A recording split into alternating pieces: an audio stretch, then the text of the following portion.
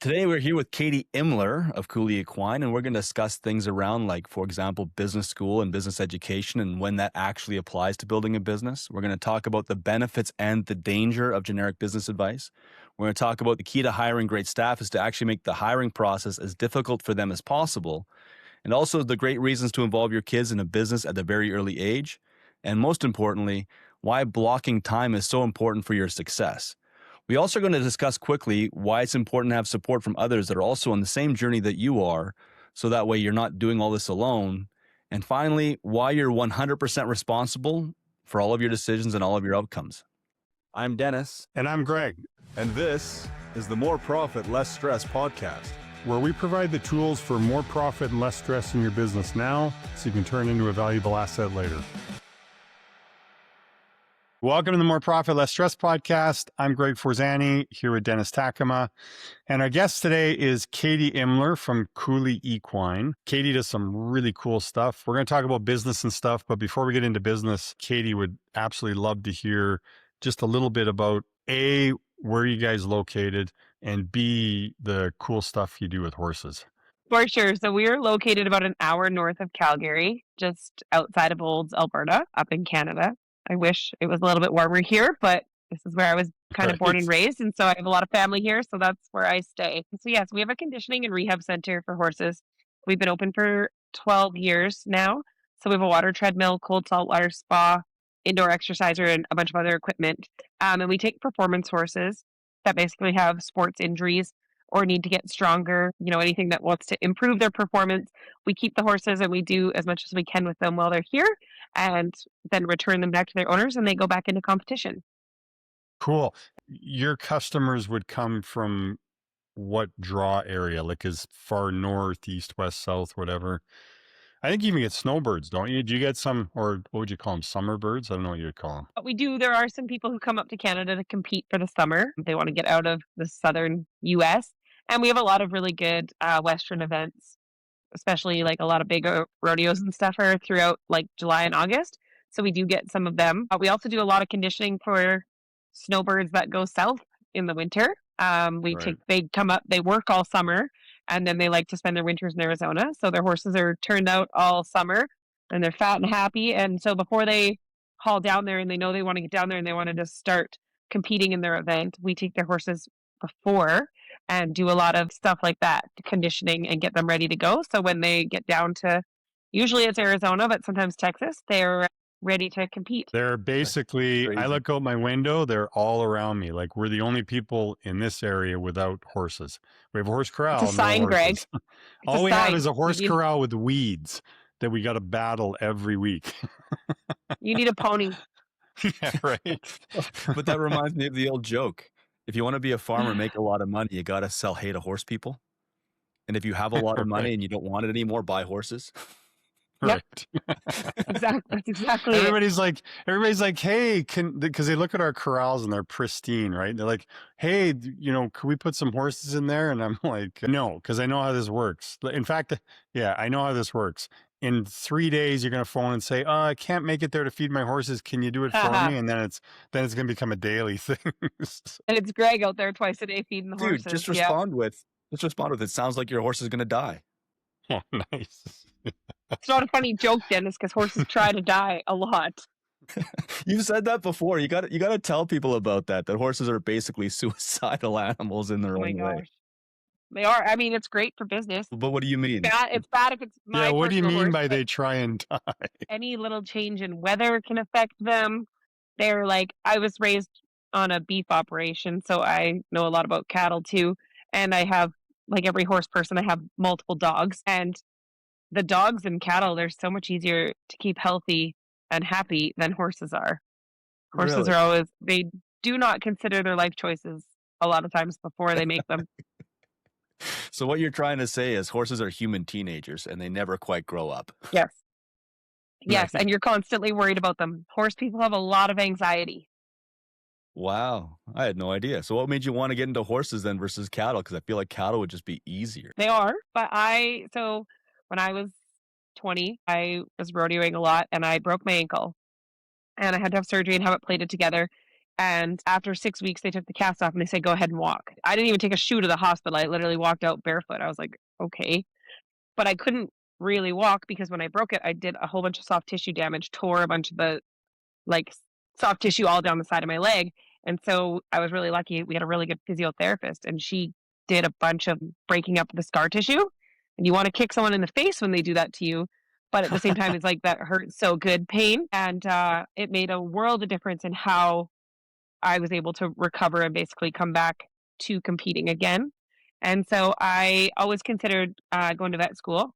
And I thought I would like to own my own business instead. And I could start that a lot sooner if I didn't go to vet school, Yeah. which is probably should regret that now. But so then there was a few places not doing the exact same thing that we were doing or that we're doing now, but something similar. And so that's what I'm going to do because I'm going to do the other side. There is a lot of veterinary medicine. There is a ton of equine performance medicine, especially nowadays. I think in the last 10 years, equine medicine has come extremely far. Like the things we were doing for horses, you can literally book a vet appointment and get it done for your horse faster than we can get it done for ourselves in Canada. Like if I have an injury and I want PRP done, it's harder to get that done on myself than it is to get done on our horses for sure. But so we kind of developed a business on the other side. It's like the strength, the conditioning, the longevity. Like what are the other things you can do aside from medicine to help your horse compete and perform to the best of their ability? And that's kind of like my niche. I'm really into human health and wellness. I really don't want to work with humans because humans don't want to get better. Horses always want to get better, or they're always trying. Most of them, they're always trying to get better. They may try to kill themselves, but then they're always trying to get better. Whereas, like I think humans, a lot of people don't want to put the work into strength training or into packing their meals and not eating out 6 days a week. Like convenience is too easy now if you live in towns or cities. But horses always want to get better, and so that's why I chose to go down the horse route. I'm definitely like a passionate, crazy horse girl too. And I think you have to be to do what I do when you're surrounded by it every single day. It's not just a hobby anymore. You get some horses that you absolutely love, but you also get some that like it's like dealing with people too. There's some that you have to get by. So yeah, that's kind of why I chose the horse route. Yes. So we've had a discussion with a gentleman who was a sports doctor for performance horses, and he calls it working with athletes, which I thought was cool. So, but you're taking almost the opposite side of it, where he deals with the medical side of everything on the performance. You're dealing more like the physiotherapy, massage, sports medicine that way. Would that be the Yep. comparable? Yep. Strength training. So like using a water treadmill, the horses go onto a treadmill belt. We fill it up with water, different water level heights, work different muscle groups. We're doing lots of stretching, like core strength building. We use different bands on our indoor walker. So it's supportive to vet medicine. We do not I have 3 different vet clinics that work out of here weekly, and then I like work with basically any vet that has a client with their horse here. So yes, we support the veterinary medicine side. We do not take over from it. Obviously, you have to treat the medical stuff first, but as far as performance goes nowadays in the horse industry, horses cost but it depends. You can spend any amount of money on a horse. Wow. Like even just to compete in to do well just within our province, you could spend $60,000 on a horse and it might not just blow everybody out of the water. Like that's a Wow. good horse, but that's not a great horse, and that's just competing within our province. Like I know what horses have gone that are running or sold for that are running at a higher level, and it's insane. Since COVID, actually, the money that's gone into the horse industry is huge. Everybody wants a horse, and then it's just helped push it, and it hasn't dropped. It's Well, it's definitely that's crazy. a fun game. Well, I think the couple of things that stood out for me there was one when you said that we're strength training a horse, which I mean, I grew up watching movies and being around horses. My idea of strength training is you tie them to a carriage and you make them pull you around, not like put them in a water table and make them do exercise. And then you said things like band performance and that kind of stuff. But I would have us to assume it's all because the horse industry is probably as competitive as any other sporting industry for humans. And you're dealing now with times of like seconds or hundredths of a second or whatever else when it comes to speed racing or even being able to get that animal to manipulate around barrels or catch cattle or whatever else. It would have to be in top physical condition. Otherwise, you have a chance of missing out on prize money or you're losing your investment back. And Athletes. there are Yes. definitely athletes. Yep. Yep. And you get out of it what you put into it. So, and I mean, like that's what I also love. I strength train a lot. I love manipulating my body that way, making sure I feel better. I love doing that with the horses too, because nobody can take that away from you. Like the work you put into your horse, nobody can take that away from you. It's the same like if you are I always admire like figure athletes because nobody can take that muscle away from them. Like they have had to work for every ounce of muscle on their body and nobody, there's no way to manipulate or fake that. I mean, yes, they get a dark tan to show off the lines, but that's it. Like, and it's the same with horses. Like, if you have a good horse and you put the work in, nobody can take that away from you. The people who are at the top of their game, they're putting the work in. They are, you know, they're working for every penny they make for sure. Yeah, you just actually described what a successful business owner should be. Same thing. And people can't take it away from you. You said you decided to start a business versus becoming a vet. But I got to imagine when you're dealing with high-end athletes the way that you are, starting out in that industry would be really tough to do because why would people trust you? It is. I was very fortunate from the beginning. I had a few people who did trust me, wanted to try it. Like I said, we're kind of like a niche in our industry here in Canada. There's not a lot of other places that do what we do. So honestly, they didn't have a lot of choice. But I think the biggest thing I did is I put in the work. I was here 7 days a week. I still take care of everyone's horse like I actually take care of them better than my own horse. I'm way more stressed about client horses than I am about my own horses, and I love my horses. But I think like that dedication is something that everyone said in a couple of years, oh, they're burnt out. They don't like their job anymore. They don't want to do it, but it's like you have to just keep pushing through that to get where you want to be. And now we have a good reputation in the industry because people know that, we care and we are all about the horse and they feel somewhat safe leaving their horse here. I mean, like I said, horses can do what they want when they so choose when I'm not looking, but I am here a lot and I do take care of them and do the best I can as far as like business goes too. And so that's really helped us over the past 12 years build up our reputation for sure.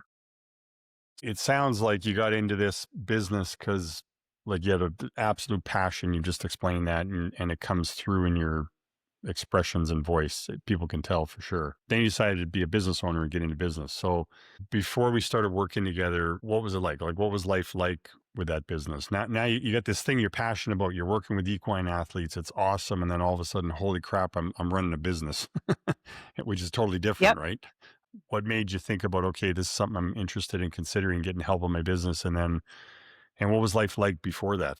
I even took some business courses in college so that because I did know like this was kind of the direction I wanted to go. But I just don't think anything like prepares you for all of the business stuff. And I think that there's just so much to learn. And I think you can continue to learn. And that's part of my mindset is that I am always continuing to learn and I want to know more. And I didn't know a lot about my numbers or how to track them. I kind of just started working with the horses and then bills keep coming and you keep making Right. money, but it's just kind of like, am I actually making money or what's happening? Or like, and then I'm also, like I said, I'm strength trained. I do all the things. I'm a very type A person. I'm like, unfortunately, I'm kind of a perfectionist. And if I put my mind to something, I'm going to continue to do it.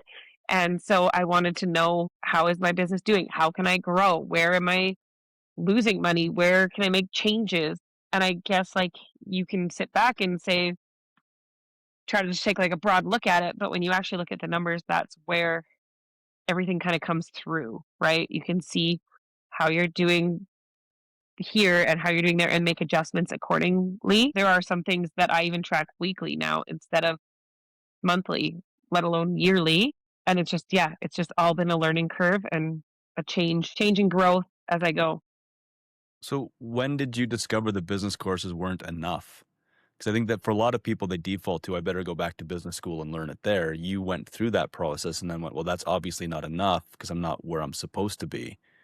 What was that like? I think when you're going to post-secondary education, your heart hasn't figured out exactly what the business is yet. Like you can listen to somebody talk to you about it, and maybe they told me a lot more than I ever retained, but my business wasn't on the line.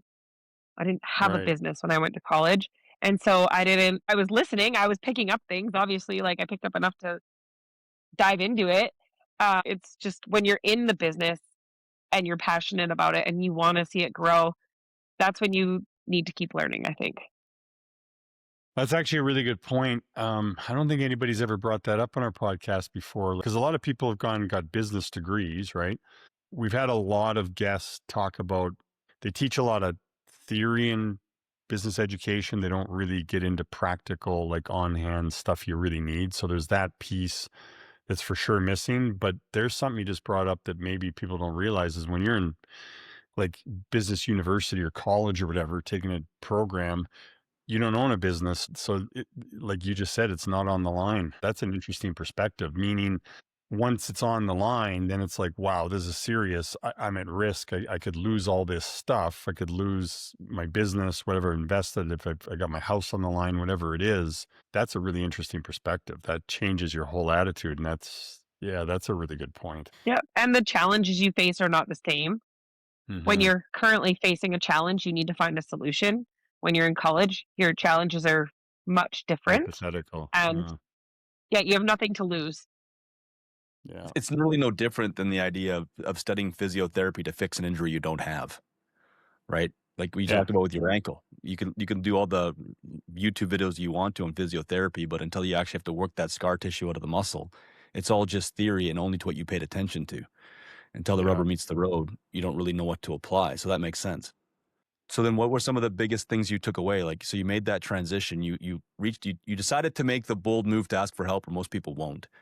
Even after the business education, you realized you're a bit over your head. What were some of the things that you picked up on or learned that made a big difference for you? The biggest thing is tracking numbers and watching your numbers, watching where things go, and you don't necessarily realize it.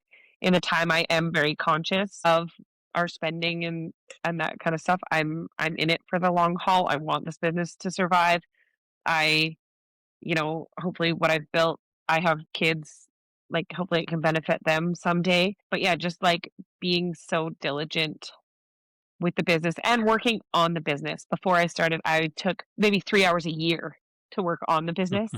And like Right. I'm always thinking about it. It never really shuts off, but it's like you have to take that time to work on the business side. You can't go back. You can't just like keep working in the business and then just pray that everything else is going to work itself out.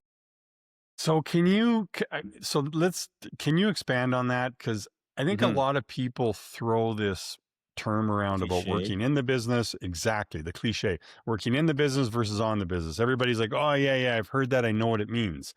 But do they really know what that means? Because I love you just said I probably worked 3 hours a year on the business. Now, I think most people listening to this would say, oh, well, I work on the business 4 hours a day. I think the three of us, based on what you just said, would agree that's probably not true. Their definition of working on the business is wrong. So can you expand on that? Yeah, I think like carving out time, and sometimes for me, if we're in our busy season, that time is Sunday afternoon. Like I will sit down Sunday afternoons and I'll go through all the numbers from the past week and then I'll make changes and adjustments. And then I have a list actually of who needs to make those changes and adjustments because it shouldn't always be me. And so then I go to our marketing girl and I say like, "Hey, we did this week and it worked awesome." Or, I noticed that these sales have been a little bit lower. Like, how can we adjust or make that different? Or talk to the staff, like, "Hey, I'd like to try this because I think that it might benefit us in our bottom line. What do you guys think?" And part of that is keeping them happy too. I can't just make all of the decisions to cut all the numbers in half, right? Because then they're not happy with how their day is going or they're using equipment that they don't want to use. But yeah, like sitting down and taking the time to kind of reflect. I think it's so hard to like sit and reflect on your business when you're in it, especially for me. Like, Yeah. I feel like it's so easy to look at other people's businesses, and I do it all the time. I love looking at other people's businesses, and I wish I could, like, look at their numbers and, like, just have it all on a little spreadsheet for me when I wanna see it, and I know it's not that easy, but, like, I can literally look at somebody else's business and be like, "Wow, you should do this, this, this, and this," and Right.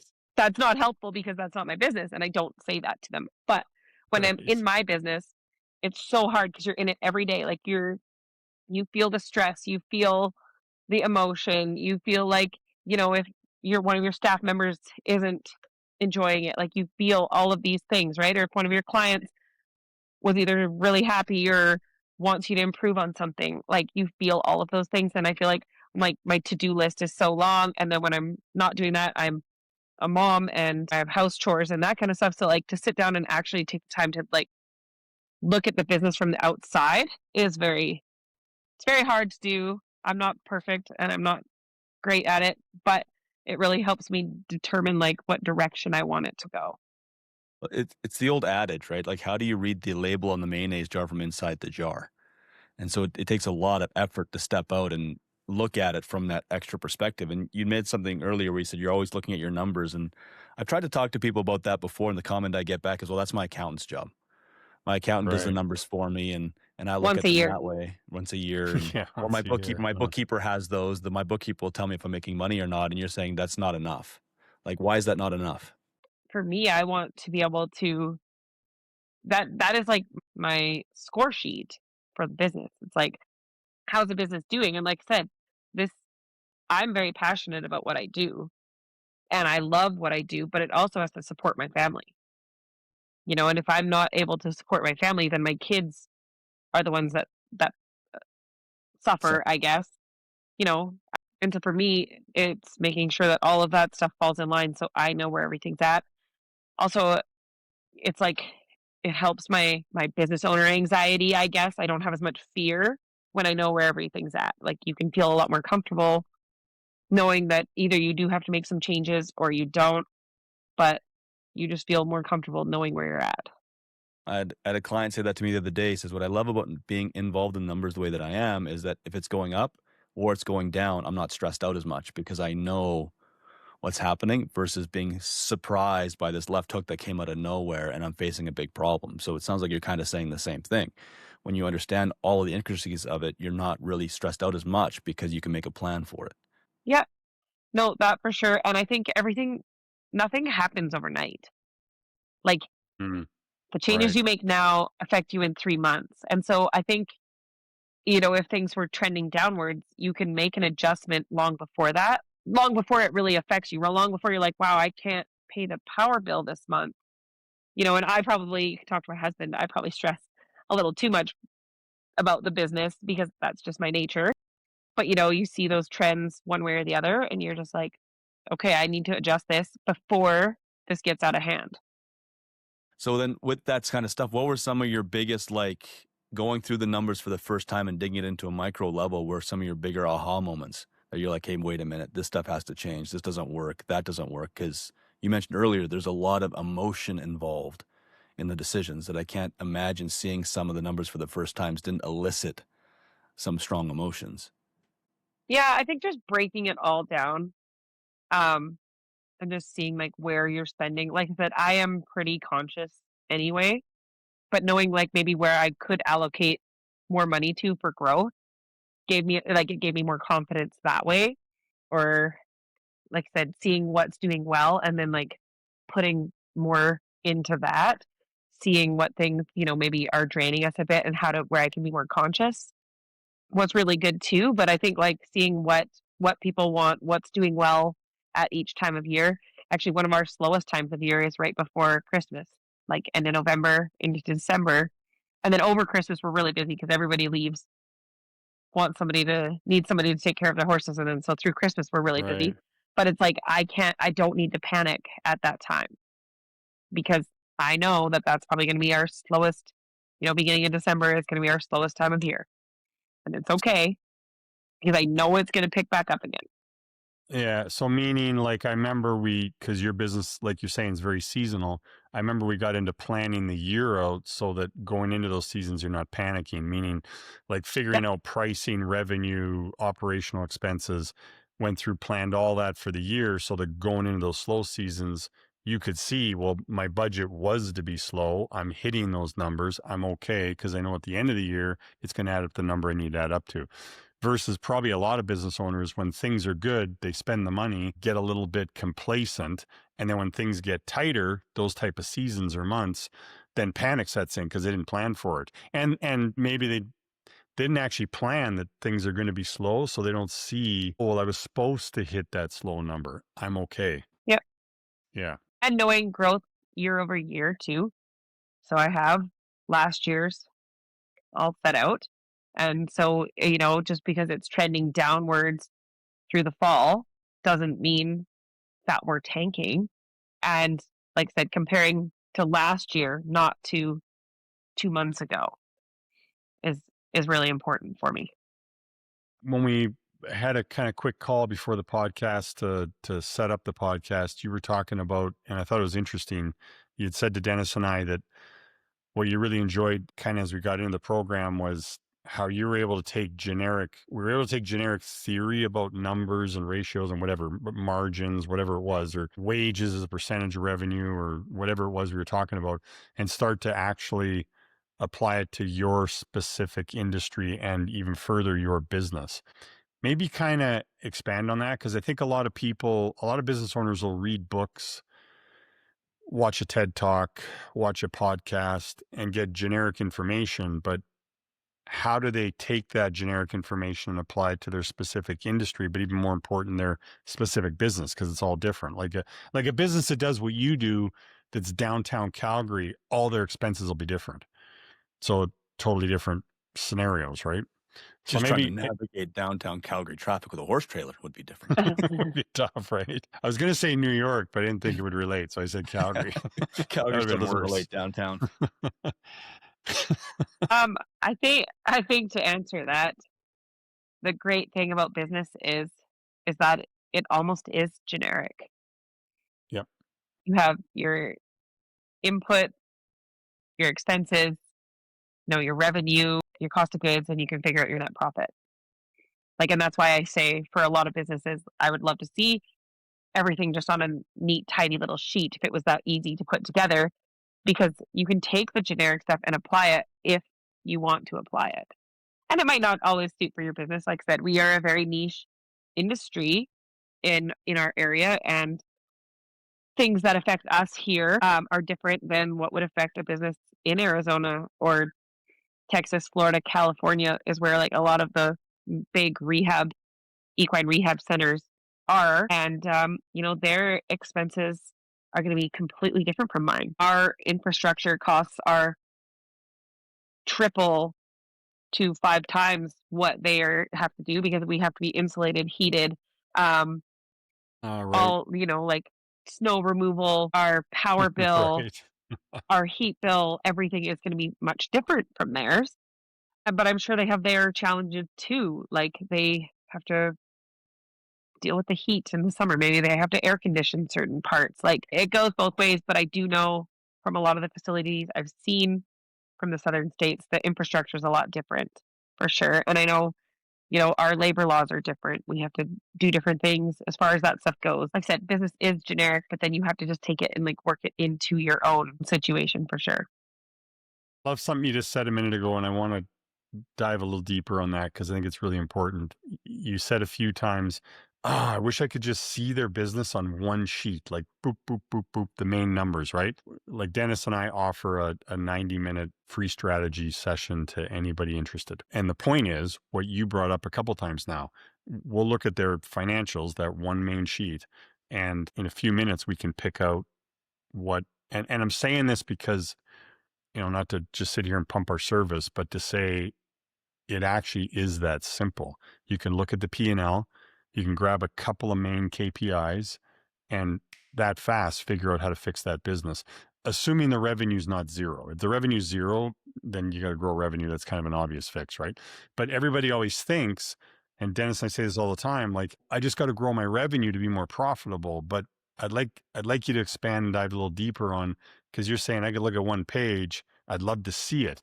And it's because you can literally look at it and go, fix that, change that, open that gap, change this KPI and that KPI to do that. Done. Your business is profitable. So yeah, expand on that, because I think it is actually kind of that simple.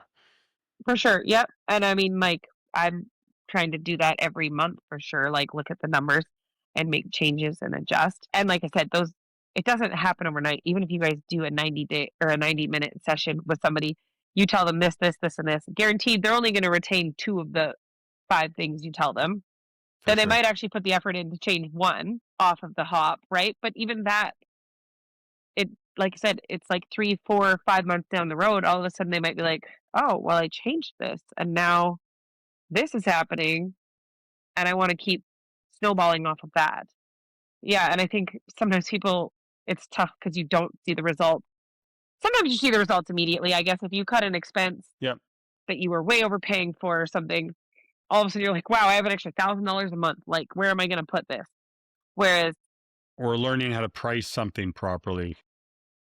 yep, changing prices, that's, like as a female, that's so hard because we don't think that we don't value ourselves very high. I'm just speaking general term, but that was, like, one of the hardest things for me was having to raise prices What made that so difficult? because I love what I do and I want people to be able to afford to use our facility, and I would work for free if I could pay all my expenses, but unfortunately, it was just, like, the realization that that's not how business works, and I can't do that no matter how much I want to or how much I would love to. You know, every once in a while, one comes in and I'm a bleeding heart for sure, but, like, that's not how business works. And so I did learn to increase my prices, and as I learned my numbers, I knew what my pricing had to be. Right. That's the key right there. And you can justify it, right? You can validate those prices then. And what was the response from the marketplace? So obviously you're walking into that with a lot of fear and trepidation. You got the emotional side on your end. I want to do it for free if I could, but I can't afford to. I got to charge a price because this. You're going through a lot of these battles in your head, but how did the market receive the changes you made? Very easily. So it Just was a like you lot of guys said they would. Nobody will no, no. I think something really important here, though, a listener might be saying, oh, well, I just got to go change my prices. But it's not that simple. You got to know what you need to charge and why you need to charge that. And it's in correlation to your cost of goods and your expenses, right? We figure out like that's the key because if they can do those calculations and actually validate based on my cost of goods, then based on my operating expenses, I got to charge this much. If they can validate that and figure that out, then A, it's easier to explain to the customer or have the confidence. But B, you'll know your market correct because if somebody's lower than that price, then you know that company's probably losing money and that company's not going to be around that long because you just can't survive if you're losing money. And then back to your other point about doing stuff for free, I think anybody listening to this that feels the same way you said, which is, gee, I just want to help people, that's great. But if you're profitable, you can grow, you can hire more people, you can help more customers, and you actually help more people. Versus if you lose money, then you help a few people for a short period of time and then you're out of business and you help nobody. Yeah, and now I feel more responsible. I have staff, I have wages that I have to meet, like, they depend on me, they depend on the business the same that I do. Same thing now that I have kids, it's different because they have needs, they have wants, I have things I want to be able to provide for them, so it all has to kinda come full circle. and your clients want a horse that can perform, and you're solving a problem at the same time solving a problem, meaning you're solving their problem at the same time solving yours. It's a win-win scenario, not a I'm taking advantage of them to get everything I want scenario. Yeah, Yeah. no, We'd love to talk about, you have some good insights on kind of running a family business and balancing that. But before we get to that, let's talk team. I think one thing you executed really well on was hiring and training and developing the team because you're in an industry and maybe explain further, but you're in an industry where there should be high staff turnover, but you were able to figure out a way to lower that staff turnover and get performance out of them and make them want to stay. So expand on that because I think that's a big deal for everybody, right? and I was so tired of interviewing people for 40 hours and sorting through hundreds of resumes, and now if they don't even ask what we ask them to do on the job ad, I'm not they're not detail oriented enough to handle, the caliber of horses we have. Yeah, like I said, I You set up a bit of an obstacle course per se for them to run through to even get to a point where they interview them. That's yeah, awesome.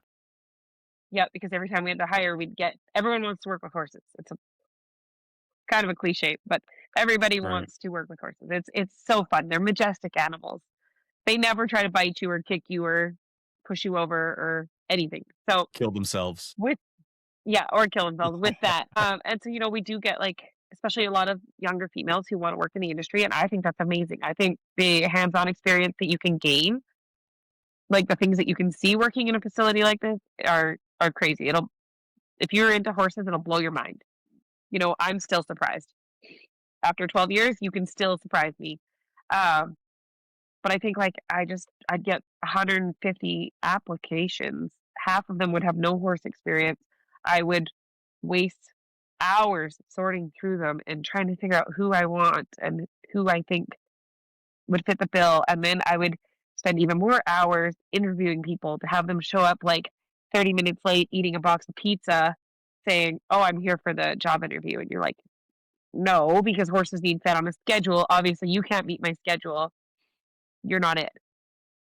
So, yeah, being able to like put in some blockades, I guess, to weed out people long before doing group hiring interviews.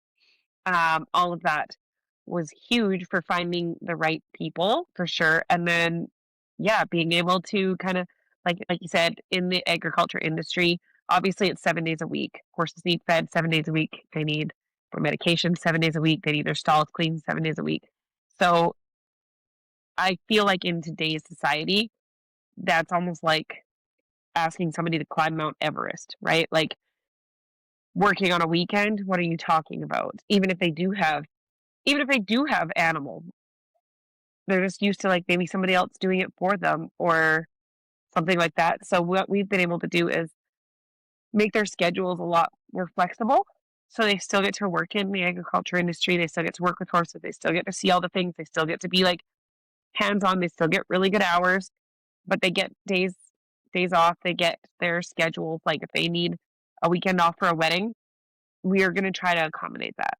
We're going to try to make their lives simple and easy. If they want to go compete at a show or at a rodeo or something like that with their horse, we want them to be able to do that. Obviously, everybody can't be gone on the same weekend, Right. but we really try to make it work all the way around for everybody. And I think that giving them that freedom and keeping, maybe one extra person and giving them the freedom to have a little bit more time off has made a huge difference for us. So you said the word group interview. Anybody listening probably went, what? Think back in time and try and remember, what was it like the first time we talked about you should think about a group interview at the beginning of your hiring process? What was your reaction and thought process? At first, I thought it'd be really awkward, and I thought that, people might think we were quite different. They Weird. still do. Yeah, they still do. If the first time somebody Is shows this a up for a group cult? interview, yeah, and they ask, when they introduce themselves to each other, they're all like they don't know how to act. They don't know, like, am I mean to this person? Am I nice to this person? Like, how do I treat this person? Because I've never been in a group interview before. But and sometimes, I mean, we hire two. If there's two people who just like excel out of a group interview, we'll hire two because sometimes one of them doesn't think that they like the job after they start it or whatever. And that's why we also do working interviews. So after the group interview, they have to come to a working interview and they have to tell us that they like the job and they understand what it entails and all of the things that go into it. Yeah. But the group interview saves you if you interview 7 people at one time, it saves you 6 hours at minimum. Or 10. Like, Yeah, it's for insane. 10 hours. Yeah. Yeah. And I was going to say, you just said a working interview after the group. Like, so you go through the group interview, pick the candidates that you feel will be a good fit, and then you do like a working interview, right? Like a tryout. Yeah. And it's funny Yeah. because people may, like, we all understand in, say, pro sports, that's common. Like even equine sports, I'm sure it's common. Like there's a training camp or tryouts or whatever word you want to use, and it's a working tryout or training camp, and it's like, oh, that's common sense. But then apply that to business, it's like, whoa, that's weird, but it's not. It makes sense, right? And yeah, the working interview is great because sometimes it doesn't matter how many times you verbally tell somebody what they're going to be doing. They think, yes, that's what I want to do. Yes, that's what I want to do. Yes, that's what I want to do. And then you're like, okay, come do it. They do it for 2 hours and they're like, nope, that's not Yeah. not the job for me. I showed up to hang out with the But we horses. I didn't show up to shovel poo all day, and I thought I could do it for 5 minutes, but this all day thing, I'm not a poo shoveler. I want something yeah. else to do. They're like, "I just wanna brush the horses." And I'm like, "That is part of the job, but not the whole job." We've literally had them just leave, like, just go get in their vehicle and just drive out of the yard. One time, one of the girls actually loaned one of them their gloves, and they left with their gloves, and so I had to buy the girl new gloves. But what a great way, like your time investment in that person was minimal because they were in the group interview. You were there anyway with everybody else. That's no extra time investment. You do the working interview and that's just a little bit of investment to find out, like, is this something they like? And if it doesn't work out, very little investment. We have one client that has a cleaning company and they sell franchises, and part of the application to buy a franchise right in the early stages before you even spend any time with them is come work for us for a week. And it's amazing how many applicants come work, and by day 2 or 3 you're like, I'm out. Not for me. Perfect. Better to Yep, find out then than after they bought a franchise, went through training, get 6 months in, they hate it, it's a problem, it's this. Like, yeah, it's yep. awesome. I also let the staff that have been here for a longer period of time, help with the decisions. So if we Well, do that's 3 to huge. 4 working interviews, I say, "Hey, who do you guys wanna work with every day? Who do you wanna see? Who do you think is gonna pay attention? Who do you think you're gonna get along with the best?" Yeah, I ask them for their input, and I mean, it's not the end all be all, and usually we're all on the same page. We've actually really never had an argument about it, but at least then That's they feel good. like they have had an opinion in it, and they're like they're more invested in that person after that. Mhm. They're not like, "Oh, no, Katie hired another idiot." They're like, "I chose this person, so I have to get along with Make them." sure they succeed. And I got to make sure they Yeah, succeed. Yeah. yeah, Yeah, Well, absolutely. what's very interesting about this discussion for a lot of people listening, and I'm going to assume, is all the barriers you put in place. Because a lot of people say, well, there's staff shortages. I just got to find somebody. I just need somebody. I got to put a body in the rack. And what you're saying is no, don't. And I got to imagine it's because you've been burned a lot of times in the past from doing that. yeah, it's I mean, even still, we hire and I mean, like I said, we are kind of a cool industry to be in, but it's still very hard work. Like, working with horses is hard work no matter which way you go about it. Doesn't matter if you're sweeping the floor all day, it's still, like, you can break a sweat if you're doing a good enough job. Um, and so, yeah, it's finding people who wanna commit to that, but we've been really yeah, we really, I think, got it dialed in a little better, and, we have a really good team now. Hey, earlier you brought up, and I think this is a subject that's really good to talk about. You brought up kind of balancing family and work. Let me rephrase, family and owning a business. So I would love to kind of hear your thought on the journey of that. Because and I remember this vividly, when we started working together, probably you were pregnant when we started working together, right? Or Probably close? just. Yeah, just. Yep. I remember like we were doing workshops and stuff, and you would show up and grab a table on your own with your newborn baby, and you're working away. And so just kind of talk a bit about the mindset of like people with young families, they want to start a business, or they have a business and they want to start a family, and they're like, oh, there's going to be this thing. How's it going to work out? Can I work my business? Is it going to succeed? Is it going to take away from my family? Like, let's talk about that a bit because I think it's a subject a lot of people go through and probably don't talk about a lot, but they stress about it. I think if it's something you want, you find a way through it. Um, Yeah. Yeah. like I said, I'm really passionate about my business, but when you're a business owner, there is no such thing as maternity leave. So I had to make it work, and Right. that meant taking my kids to work every day for a while. But I'm also very fortunate now that like we just had a teacher strike in the fall, and my kids are they're home with me every day, but I'm still working. And, like, it works, like, it goes I mean, we went to a dollar store and we spent $50 on crafts, and it was an absolute disaster as far as that goes, but, like, they're still here, they see me working, and I'm happy for that. I'm happy that they see what we're doing and what, our clients right now in the barn, there's hockey nets set up and, a bunch of cardboard boxes into a pirate ship, and I'm just waiting for a day, when they don't play with the pirate ship for 2 or 3 days, then I'll just, like, No, but recycle it, it, but but what do the kids do? Isn't that your husband doing that? yeah, well, he's my 3rd child. But, I also love that my family's involved in the business, that they see the work ethic that we have, and I hope that I can instill some of that into them. I mean, I don't want them to be the kids who are like, "I only have to work from 9 to noon, and then I'm done." Or, they expect things to be handed to them. They know if they want something, they better do their chores and get their allowance, and then they can pay for it. Because there's a ton of jobs for them to do here. But I think it depends what you want for your family. Like I said, I was raised in the beef industry. My dad has probably the hardest working person I've ever met. And so I'm so grateful that that's how I was raised, that that's how I was shown, I guess, and to be like, to love what you do and to be passionate about it. Not every day is sunshine and rainbows. There's a difference between loving what you do and having a good day and having a bad day.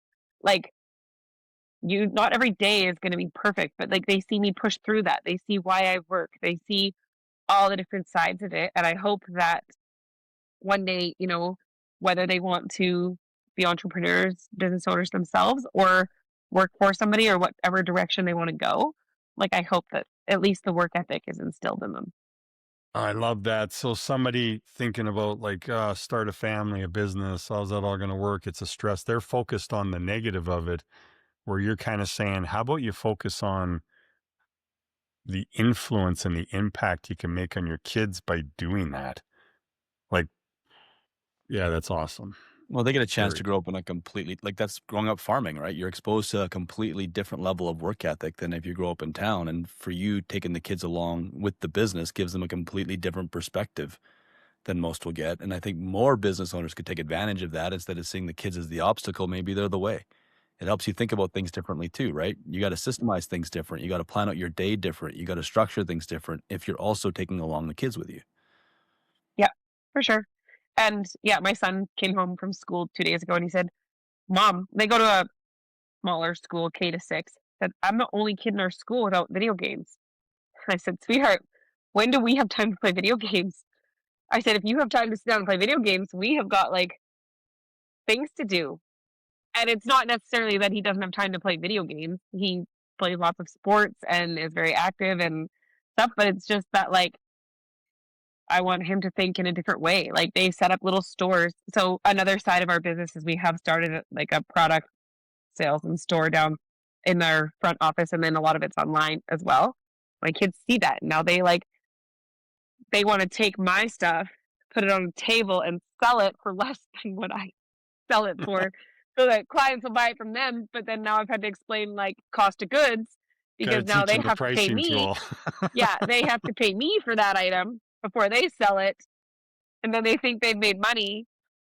And so it's good because their brains, like they're 8 and 6, and they're already like thinking, "Gee, what can I sell to make money, or how can I contribute?" If we go to trade shows and stuff, they're like, "Can I come work?" And they're like dragging people into the booth. I'm like, "Stop!" They're like talking to everybody, like, "Do you want to enter our draw?" I'm like, "Okay." You So had that talked part's fun for me. in our kind of setup call for the podcast. You used an interesting term that I wanted you to talk about in the podcast, which was you actually to be able to manage the business and the family, make it all work and be productive and move forward and get things done. It's almost like you got to manage the family like a business, right?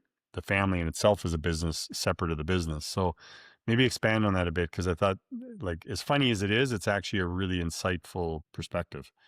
Yes, and so for me, like I said, I'm type A. I'm a perfectionist, but I have to kind of time block everything. And so I take the most important things, family and business, and I have to kind of prioritize them into a list. And okay, these two things overlap. Which one is priority? Or can I have somebody do this? And like I understand my kids are only little ones. They are in sports and they ride a lot. And I want to give them every opportunity to be successful at something on their own as well. If they don't want to work for it, then that'll be a different discussion. But like if they're loving what they're doing and they're trying really hard, I want to give them that opportunity too. So in order to do that, when you have the business to run, I don't ever want my staff to feel like I'm just running away or, oh, she's just busy. She's gone all the time, like whatever. I need to make sure that both sides are equally not equally important. Obviously, like your family, your health, their health, like all of that is important, but it's that balance. And I mean, sometimes it's hard because not everybody understands that. Not everybody sees that side of it, right? But in order for you to get the things done that are important, I find, yeah, time blocking, figuring out my kids' schedule and the business schedule, and then merging them together is kind of the easiest way to make it work. The default Um, calendar tool. yeah, Yeah. yeah, If it wasn't for that tool, I'd be in a freaking straitjacket. yeah. And I was finding even I would do really well on the weekdays and struggle on the weekends because sometimes there wasn't something to fill the space, and I was like, oh my gosh, I have like 50 things over here. Which one is going to fit into this slot? But then it's also realizing it maybe doesn't have to be anything. Maybe it can be something completely different. But yeah, I think for me, that's how I can get the most done in a day in an efficient way. And yeah, hopefully my kids also can grow and learn from that too. I think a lot of people in business lack discipline. They lack like the discipline to do the things that you don't want to do or to do the hard things. And so putting those into the calendar and staying disciplined with my schedule helps me feel like I'm balancing it all really well most of the time. Okay. Sometimes. Really big question for you then. And I used to call you my ninja client because you were like, if you knew you wanted something, you'd run through brick walls to get it done, which was awesome. So you're doing that with your business, right? And I think I'd love to hear your advice on this. Most business owners will realize if the family's not sort of in alignment with that, then it becomes a problem, right?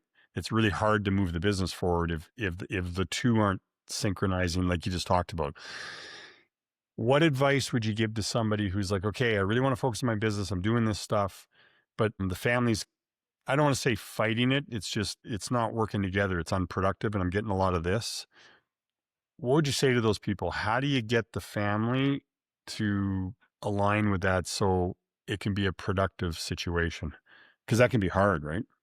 My first one is gratitude. So the family needs to have some gratitude for the business and like what it provides for them. If your kids maybe don't notice or don't know what it's doing, and I mean, I'm not creating a scarcity mindset, I hope in any way, but just like they need to know what the business provides for us Yeah, and makes why it's sense. important. And like I said, it's not that every day I want to be working necessarily. Sometimes it would be nice to sleep in, but they have to understand that that's not the reality of the business we're in and have some gratitude for what it is, as well as make it fun. Like I said, my kids have a pirate ship built downstairs. Like they get creative. They're allowed to do those things. Do I clean it up right away and throw it away and say, oh no, we can't have this here? No, that's just part of the reality of having kids. And I think probably in 10 years, I'm going to miss it. My daughter Yeah. has roller skates that light up, and she roller skates up and down the barn every single day. She's on her second pair. She wore the first pair out. And if a client comes into my daughter's roller skating, it is what it is. Like will never. I had one person come in the barn, and they made a comment about me having a stroller in the barn. It was my son, and he was parked behind like stuff behind our metal stocks, like really a horse could never get to him. He was sleeping in the stroller. And she said like she had a comment about is there an actual kid in that? Like why is that here? I was like, because I don't have another choice. And so I think like raising my kids to enjoy it and have gratitude for what the business provides has helped a lot. You're like, have you met my bucking horse? Do you want to ride on it? Yeah. Like, well, this is also a private business and you don't have to be here. So she was actually here to see a vet. And so she really didn't have to be here, but it was fine. Katie, is there anything we didn't talk about that, I mean, this podcast is about business advice, particularly mostly to small business owners, like small, medium. Is there anything we didn't talk about you would say, think about this, do this, remember this, don't do that? So many things. I think talking like a little bit about how it does feel lonely, like a not a solo entrepreneur. I do have support, like, but when it comes to the business and the passion that I have for it, not everybody else feels that. especially, like your spouse doesn't have to feel that. They have to they have to support you. They have to understand the same as I said with the kids, like they have to have the gratitude for what the business is doing for you and how it's functioning, but they won't love it the same way you do, and you may never find somebody who does, which I think is fair, but I think understanding that, like, sometimes you crave kind of finding somebody who sees it the exact same way you do, and that's maybe not always a reality. Right. It's a good point. Well, it's the old adage, right? It's lonely at the top. It's because the reason why it's lonely at the top is because the vast majority of people don't want to make the climb, and the climb's hard. Like, how do you explain to people what it's like to not only have to provide for a family, but provide for the families of the people that work for you, and to make sure that you're also providing for the customer, and all of that pressure and responsibility most people can't handle. It does get very lonely. Yeah. And so I think Yeah, what you're it saying is does. it's important to surround yourself with the same people who are on the climb, because otherwise, if you don't, who do you actually lean on for help? Yeah, and I guess, like, ask yourself why are you doing this? You can get a job, you can go work for somebody else, you can work 9 to 5, and for me, it's I don't know, it's bigger than that for me. Like, I love what I do, I want to continue to grow, I wanna see where it goes, all of all of the things like that, and so sometimes I just have to be reminded of that because sometimes you sit there, you're like, "Jesus, what am I doing? Like, would it be easier to work at McDonald's? Do I get free food?" Like, I guess that's part of why business owners hire a coach, right? Like that's that person that they can connect with, rely on, speak with, so they don't feel like they're alone on an island. Because yeah, it's like it's not easy for sure. Before we started working together, how long had you owned the business? think 3.5 years. Okay, and then I think we worked together for around 4 years, somewhere in that range. And a question I think that would be interesting because I think this is true in all aspects of life, like health, relationships, parenting, probably competitively riding a horse, whatever it is. You learn something, and then how long's that last? Like, are you able to keep that routine, right, and benefit from it lasting?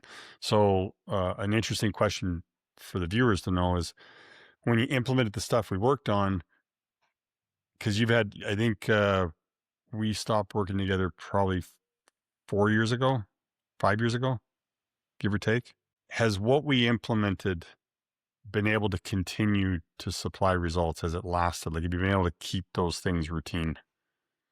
For me, yes. I mean, it's like it's like anything. I mean, I'm not again not perfect, and it's not like every week. If I miss a week of tracking my numbers, I just go back and after 2 weeks. But yes, for me, now that I know and understand all of that stuff, I continue to use it.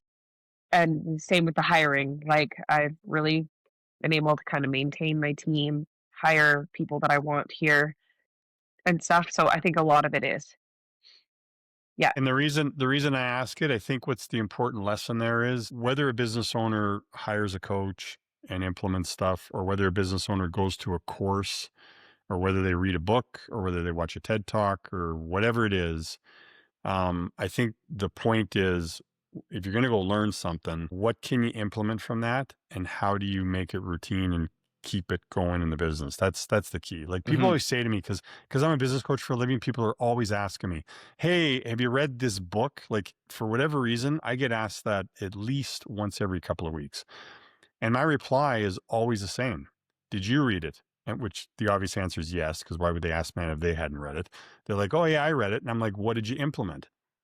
And I almost never get the answer Yeah. back. I implemented this and here's how I made it routine. The answer always kind of deflects, and and that's the big lesson, right? And that's why I personally, I always called you the ninja, because you would implement, make routine, implement, make routine, implement, make routine. And that's the key. Absolutely. Breaking old habits is very hard, but if you want to see change, then it's just a necessary part of your day. Yeah, Well, and breaking those old absolutely. habits creates the new habits, right? Like, the last thing you ever wanna do is latch onto something that's a crutch or a wheelchair, something that gets in your way. It's like it's common kinda my problem with orthotics. It's like, well, your foot doesn't work properly, so we're gonna give you a cast that you're gonna wear all the time inside your shoe, and your foot will never work properly, but trust the cast. this education you got is more like an applicable skill set, like learning to walk or run. Once you start getting to that habit, it's not like you have to keep that orthotic with you at all times. It's I'm actually building the muscles and the strength to keep going versus, well, now I got to go back and buy the orthotics again. 100%. That's how I live my life. Like I said, if I have pain, I go talk to my trainer who says, okay, we need to work on your strength here and your mobility here and relax this. And then we work on strengthening what's weak. And like that's the motto kind of behind everything I do. Like if I have a problem, what's the solution? How do we fix it? Not somebody needs to come save me. Even though I'd really like somebody Yeah. to come save me sometimes. Right. Everybody needs a hero sometime, but sometimes you need to be the hero too. Yeah. Right. Well, you just have to take responsibility for your life and your own actions, right? Like Yeah. so many people don't take responsibility for themselves. Oh, they have like a victim Well mentality said. of, oh, this happened and then oh, so and so being mean and then like this happened and like you just have I say that all the time with my staff too. I'm like, if you guys mess up, I just need to know about it. I I rarely get like mad or upset, but as long as I know about it, I can correct it. Like once I'm made aware of Yeah. a situation, what's the way through it? How do we do the best job we can as a business, whatever, as a person, however. But it's like it's just taking ownership for what is yours and not having I think victim mentality might be one of my biggest pet peeves that I've ever come across I'm in my with life. I'm with you. Like you hit the nail on the head on that one. Good one. Yeah, 100%. So Katie, when you started the business, was part of your thought process like building an asset for an exit plan? And has that opinion changed after working together? And what's that look like now? Yeah, I honestly never had an exit plan. I built this business at our home, which was part of the plan so that I could still be a mom and have a business and stuff. And I absolutely love where we live. I just wanted it to do better and to be better, I guess. And I wanted to learn more. Like I said, I'm always learning. I'm of the mindset like if I want to know how to change something, I need to learn how to do it. And so I think it's more like giving me the confidence to know what my numbers are, to know how to control the business better, to know how to be a better business owner, all of those things. But I never went into it with an exit plan. And honestly, my exit plan is probably that my kids take it, but Well, no, but which is that's very different from a lot of people. But that is in the agriculture industry. I do feel like that is a lot more the way that it goes. yeah, and that is an exit plan for you. And the way to make that exit plan successful is that business has to be systemized and predictable. So when the kids take it over, they don't blow it up. Yeah. Okay. So one thing we always do at the end of the podcast is our producer sends us a couple of questions for the viewer to get to know us. So Katie, you're first. Question 1, looking back, what's one thing your younger self would be shocked or proud to learn about who you've become? Boy, probably motherhood. I'm Ah, not necessarily cool. the mom that I thought I was going to be. Not that that's a bad thing. I'm probably way more protective than I ever thought I was going to be. Um, but yeah, I guess I never like pictured myself in that role, and so now seeing it evolve has been fun. That's It's really cool. Great answer. it's like your statement you made before about business school. You know a lot about business when you're not running it, and you know a lot about being a mom when you're not one. I'm Kinda After I Totally. had the first kid, I was like, I will never judge another mother again. Like I don't care what they're going through. It's you don't know what somebody else is in until you're in their shoes. for sure. And then the funny Love part it. is your kids are so different than anybody else's kids. So it's like, how do you prepare for it anyway? Yeah, yeah. Yeah. Dennis, you. I think I'd be very surprised to find myself actually sitting here. My goal as a kid, from the time I watched the first Lethal Weapon movie, was to be a cop. And then I had a youth pastor that I Nice. worked with who was also a cop, and I was pursuing that up into my mid-20s. And it wasn't until I Oh, sat down wow. and did an interview with an RCMP officer and found out that the more specialized you get, the less control you have over your life, that I decided it wasn't for me. But my entire focus was to be a cop for a long period of time. So I'd be very if I had to go Wow, back that's and cool. talk to my 17-year-old self, he'd be very surprised that I drink coffee and talk to a computer for a living. Right. And you don't have a gun strapped to your side. And I don't have a gun strapped to my side. That's cool. Mine would probably be the fact that I would have never, ever believed if I go back to my previous self and said in 2020, whatever we're in, 2026, you'll be living in Arizona and loving it. I would have never believed that. I would have thought moving from Canada to the US, I would have thought never happened. But yeah, love it. Glad I'm down here. Total surprise. Okay, question number 2. Katie, I'll come to you first. If, what's this going to be? If animals could talk, which species would be the rudest? Oh my gosh. I feel like a species of monkey. Oh, Yeah, that's a good guess. probably, I yeah. don't know. We're in Costa Rica and the Yeah. monkeys try and poop on you. So I'm sure whatever they're saying is like, See? I feel like they just don't care about anybody else. good one. Dennis, how about you? My money's on the honey badger. That guy. I saw a video the other day of a honey badger trying to fight an elephant, for Pete's sake. I'm like, what's got to be going And through your head? knowing it would probably win. Like, I can imagine what the conversations are like when that thing's around. It's probably all just swears and being mad at you and telling you to piss off and all kinds of stuff.